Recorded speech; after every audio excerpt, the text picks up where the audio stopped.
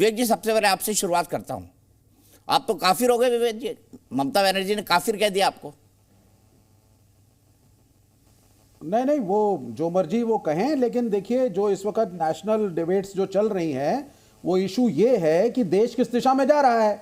Everybody respects the court, सबने court ने एक ऑर्डर दिया, सबने उसको एक्सेप्ट किया। देश की माइनॉरिटी कम्युनिटी उसने भी एक्सेप्ट किया, रेस्पेक्ट दिया कोर्ट को भी, मेजॉरिटी कम्युनिटी को भी। उसके बाद टेम्पल को इलेक्शन की राजनीति में 2024 की ड्रैग करना, यह कहां से समझदारी की बात है, आप मुझे बताइए। शंकराचार्य खुश नहीं थे, चलिए साहब, वो भी एक अलग बात हो गई। जितने कथावाचक वहां उस दिन 22 तारीख को पहुंचे हैं, सबके मीडिया ने इंटरव्यू लिए, पूछा साहब शंकराचार्य जी मना कर रहे हैं, आपका क्या वक्तव्य है। बागेश्वर धाम वाले बोलते हैं नहीं नहीं नहीं नहीं, शंकराचार्य तो सुप्रीम है, वो तो प्राइम मिनिस्टर हैं हिंदुइज्म के, तो फिर आप जा क्यों रहे हैं 22 तारीख को। तो ये जब रिलीजन जो है, जब धर्म और धर्मगुरु राजनीति के सामने, सत्ता के सामने झुकने लगते हैं, प्रणाम करने लगते हैं सत्ता को, तो आप समझ लीजिए दिशा बिल्कुल गलत जा रही है आपकी।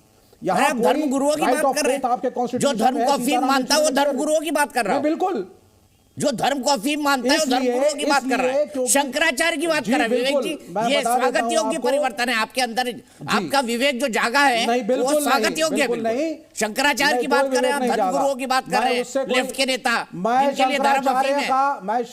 मैं शंकराचार्य का अनुयायी नहीं, मैं शंकराचार्य का अनुयायी नहीं हूं, लेकिन जो डिसऑर्डरली, लेकिन राजनीति आपकी उससे चल रही है तो आप शंकराचार्य का नाम लेंगे। चूंकि राजनीति आपकी चल रही है इसलिए आप शंकराचार्य का नाम लेंगे।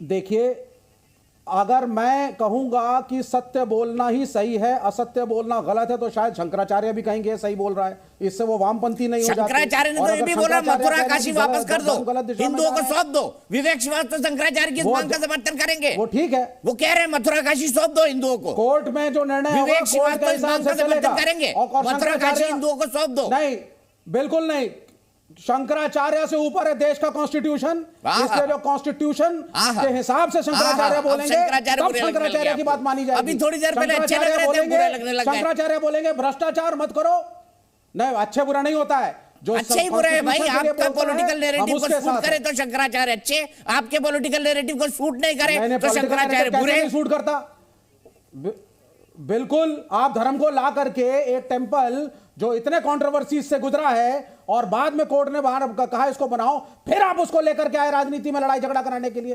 फिर आप कह रहे हैं कि 17 अप्रैल के बजाय मैं 22 को करूंगा। फिर सारे कथावाचक वहां जा रहे हैं, कह रहे हैं शंकराचार्य सही है, जाना तो गलत है, मुहूर्त भी गलत है, फिर भी हम जाएंगे। तो ये क्या दिखा रहा है? ये दिखा रहा है मीठा मीठा गप गप कड़वा कड़वा कथावाचक।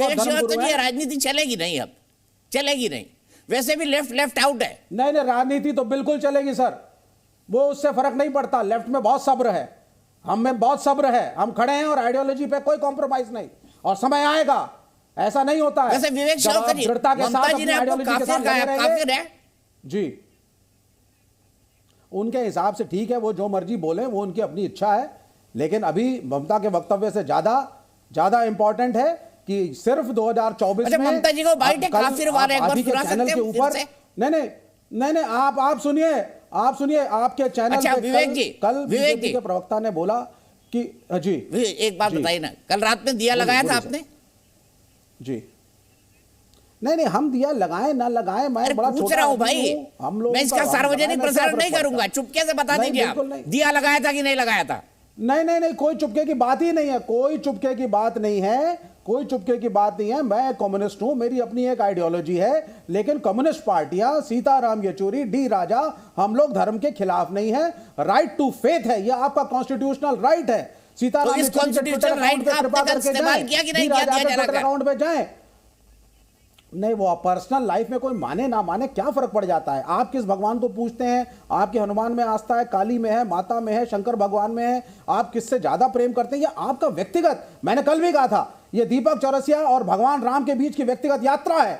दीपक चौरसिया सही है तो राम देख रहा है, दीपक चौरसिया गलत करेंगे तो भी राम देख रहा है। ये डिंडोरा पीटने से, ड्रम बजाने से वहां अयोध्या में वहां कुछ प्रूव नहीं हो जाता है, वो सिर्फ एक पॉलिटिकल गेम है। ठीक है, जो सलामनी त्रिपाठी जी जुड़ गए, सलामनी जी पॉलिटिकल गेम खेल रहे हैं, धर्म का राजनीति में इस्तेमाल कर रहे हैं सलामनी त्रिपाठी जी, ये आरोप लगा रहे हैं विवेक श्रीवास्तव जी आप पर। दीपक भाई अभी आप सवाल पूछ रहे थे कि कल रात में दिया लगाया था कि नहीं लगाया था। अरे आपको ये सवाल पूछना चाहिए कि अरे कल रात में नींद आई थी कि नहीं आई थी, कुछ खा पाए थे कि नहीं खा पाए थे, क्योंकि बहुत सारे लोगों की तो नींद उड़ गई है, बहुत सारे लोगों का दाना पानी बंद हो गया है, बहुत सारे लोगों की दुकानें बंद हो गई हैं। जिस प्रकार से पूरा देश राममय हुआ, दीपक जी आपने देखा होगा, पूरा देश ही नहीं दुनिया भर से तस्वीरें आ रही हैं। मैं देख रहा था कि मॉरिशस से आ रही है, लंदन से आ रही है, तमाम जगहों से तस्वीरें आ रही हैं कि किस प्रकार से, और इसमें कोई ऐसा नहीं कोई एक धर्म के लोग हैं, बहुत सारी जगहों पे आप देखिए इकबाल अंसारी साहब स्वयं गए, उन्होंने कार्यक्रम में हिस्सा लिया। तो आखिर नींद तो उड़ेगी, ऐसे लोगों की नींद उड़ेगी जिन्होंने हमेशा से नफरत की बुनियाद पर अपने सियासत की है, जो हमेशा से भगवान राम को काल्पनिक बताते रहे और आज इतने बड़े ज्ञानी हो गए कि मुहूर्त के बारे में बात करने लगे, जो हमेशा से ये कहते रहे कि नहीं साहब वहां तो बाबरी मस्जिद ही होनी चाहिए, राम मंदिर नहीं होना चाहिए, आज इतने ज्ञानी हो गए कि शंकराचार्य जी के चरणों में लेटने को बेताब है। तो ये दरअसल वो लोग हैं जिनकी कोई आइडियोलॉजी नहीं है। चाइना में अगर बारिश होती है तो छाता यहाँ खोल लेते हैं, इनके बारे में आप जानते होंगे, और चाइना के प्रकार के विचार है, किस प्रकार की आइडियोलॉजी है, किस प्रकार से भारत के प्रति उनका नजरिया है, वो मुझे बताने की आवश्यकता नहीं है। पर हम तो इतना जानते हैं दीपक भाई कि बहुत शुभ घड़ी है, बहुत मंगल घड़ी है, बहुत खुशी उत्साह की घड़ी है।